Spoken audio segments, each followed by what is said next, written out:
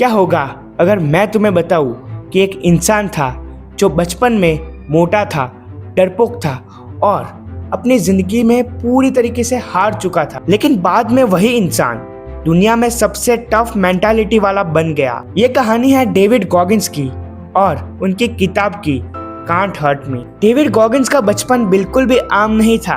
उनके पिता एब्यूजिव थे, घर में डर और हिंसा का माहौल था। स्कूल में उन्हें रेसिज्म और बुली का सामना करना पड़ा। धीरे धीरे उन्होंने खुद को कमजोर मानना शुरू कर दिया। वह ओवरवेट हो गए और एकदम साधारण जिंदगी जीने लगे। और एक दिन उनको एहसास हुआ कि उन्होंने खुद को नहीं बदला तो पूरी जिंदगी पछताना पड़ेगा। The turning point. एक दिन उन्होंने नेवी सील की डॉक्यूमेंट्री देखी और उन्हें लगा कि ये लोग इतना कठिन कर सकते हैं तो मैं क्यों नहीं। लेकिन एक प्रॉब्लम था, वे 135 किलो के थे। सील्स बनने के लिए कुछ ही महीनों में बहुत ज्यादा वेट लॉस करना था।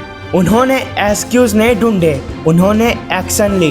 डेविड गॉगिंस के सबसे फेमस सीख है द 40% रूल। जब तुम्हारा दिमाग तुम्हें कहे कि तुम थक चुके हो, तब तुम अपनी क्षमता का सिर्फ 40% इस्तेमाल कर रहे हो। इसका मतलब कि तुम्हारे अंदर अभी भी बहुत कुछ बचा हुआ है, पर ज्यादातर लोग यही हार मान लेते हैं। डेविड ने अपनी कमजोरियों से भागना बंद किया। रोज मिरर के सामने खड़े होकर खुद से सच बोलते थे। कोई बहाना नहीं, कोई झूठ नहीं, सिर्फ सच्चाई।